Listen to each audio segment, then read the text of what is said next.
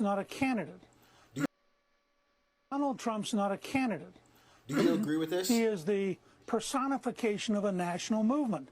That's what you saw when the two governors went to the racetrack the other night in Iowa, and people began booing both of them, including the very popular governor of Iowa. That's what you saw at the state fair. You weren't seeing a normal candidate. You were seeing a person who personifies for 45 or 50% of the country their hope that they can save the country from what they see as a stunningly corrupt, bad machine trying to control their lives. So I really believe that the Republicans in the House should cut off Jack Smith's money. I think that his last day on the payroll should be September 30th. They should do whatever it takes to close down this entire anti-constitutional, ruthless breaking of the law in the most, I think this is so dangerous to the very survival of the Republic that it has to be stopped. Donald Trump's money is the problem. It's not a right or left issue. Donald Trump might be the only available option. I'm looking into Vivek right now. I'm going to try to put out a short, basics video, but the truth with him is you got to give him enough rope. He's got a year to talk. No one can lie perfectly for a year, so let him talk. Let him talk everywhere, and he will expose himself if he's full of shit. RFK, if it's Trump RFK, I'll take either one. They're both talking about the issues that are important to me, which is the corruption, the money in the system, the fact that our entire political system has been effectively captured by corporate money because there's so much of it, and there's so much power that goes along with that kind of money. How many people can you buy? It's like the mafia. They can make any crime happen. Doesn't matter. We'll just pay, we'll grease the wheels, let's just do it. And you're seeing it at the level of our government. So we have to go in. We need to vote all these people out, because right now you're seeing lawmakers try to remove other lawmakers using the judicial system. The only mechanism for removing lawmakers is impeachment in grave circumstances, but the normal one is the voting populace going out and getting rid of people who are corrupt, who are not being good stewards of the country, who are not doing the right thing, and we're failing to do that. That's on us. We're failing to elect or more importantly, remove the incumbents. If you cannot figure out which candidate is the liar and the bullshitter and isn't going to work for you and is the corrupt, then just vote the existing person out, get a new person in. We do this across the board. We make demands to get the money out of the system. No more money in elections, no more lobbying money in Washington, D.C.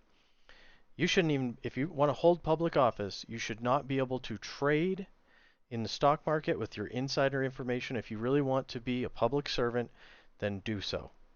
The other big issue is corporate stock buybacks. This is part of the reason that the American workforce is not being fairly compensated, because these corporations can make ungodly amounts of money and then dump it right back into their own stock, creating value for their shareholders. They don't give a fuck about the workers. They give a fuck about the shareholders who are putting the money on the books for them to operate. And the other thing is, no DC politician, no state politician, pretty much no politician, especially under the circumstances of, oh, we walk in the door and we get golden handcuffs put on so that we will not fight for the poor, the middle class, the people that we no longer identify with, because once you become a politician in today's system, you and your family are most likely never going to have to work again. You've created not just money stream, but an influence stream that can make you even more money because you're a system insider, because you can affect real change. That's why they're paying these people all this money. Why are the politicians getting rich? Because the politicians have the power, the corporations have the money. The corporations have no problem spending money in exchange for power. They will do so all day long. They would spend all their money for power because it will pay dividends on the back end. We are in a struggle for our republic right now. We're in a struggle to not lose control of our government, and really the last bastions of freedoms are our ability to vote and our ability to meet and organize with each other. These are protected things that we are able to do lawfully, able to organize politically and say we're done. We're going to vote these people out. We can organize that movement. There's nothing that they can do about that. We can demand that money is removed from politics, and that these politicians should not be millionaires after a couple years in office. That's wrong. But the biggest thing is that as Americans, we need to recognize the real fundamental danger. It's not if you're on the left, it's not the right wing normal poor people, you know, like, and I'm talking even people that are making $100,000 to $200,000 a year, they're fucking poor. Unless you got millions of dollars in the bank, unless you're making $1 million a year, you're fucking poor. That is how wide the gap has gotten. Millionaires are not rich. Millionaires are part of the middle class, unless you've got 10. That's maybe the entry point into like actual influence. You have enough money to actually spend some money to get yourself out of trouble, or to try and get a little bit of political influence and get some local laws changed that will benefit your company. Yeah, maybe with $10 million you might be able to write a check and generate that kind of influence.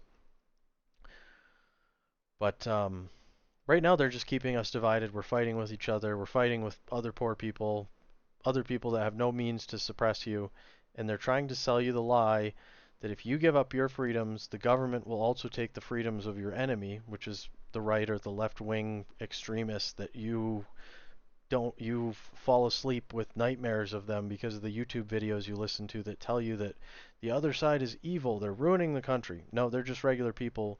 They're misguided. They're being led by leaders that are taking them farther and farther away from each other. We need a centrist. We need a moderate. We need someone who can bring Americans from both sides of the aisle back to a table. We sit down like adults and we start talking this thing through to get ourselves out of this situation. Because otherwise, just like in a marriage, if we cannot talk about this thing, we're headed for a blowout. We're headed for a divorce. This is just like a relationship, except countrywide. It's a relationship. It's a poly relationship. So all you young people should really get it. We're all effing each other. Nobody's having a good time. These people's feelings are hurt. Those people's feelings are hurt. That's why it's so fucking messy, is because we don't know who we are. We don't know who's fucking who. We don't know who's doing what. We got no. That's what they want. They want us to be clueless. So in order to figure it out, we got to talk. And stop being so afraid to talk to somebody. Like listening to them for a minute is going to give you brain worms. Or having, like, the other thing that drives me crazy is if a podcaster has a guest that has contrarian views on, in order to debate them, people vilify them for giving this person an audience. Even if they've got bad ideas. Why in the old days you took bad ideas, you put them in the light, you scrutinized them, and you clearly saw why they were bad ideas. Well, now these people over here are talking in the corner about bad ideas, and there's no one with a logical brain to be like, hey, what are you guys talking about? That doesn't even make any sense. It doesn't make sense because of this, and because of that. And they're like, oh, that's a good point. Wow, now that you've brought that up, I actually recognize that that is stupid, and because I'm not a stupid person, I am going to reevaluate my viewpoints. So thank you for enlightening me. Totally lost that mechanism in the country. We need to get that back. And we can do that. So I hope that Americans are ready to come together and you still have love for other regular Americans. You know, nobody out there is I mean, I don't know what the rich people are doing. I'm not in that sphere, okay? But normal, regular people we haven't lost our mind in 20 years. The country seems to have lost its mind in the last 20 years, but we are still normal people that just want to go to work, raise our kids, have a decent quality of life, and do good things, build everybody up. You know, help your neighbor, help your family, help fellow Americans, and let's get out of this together. I'll talk to you guys soon. Take care.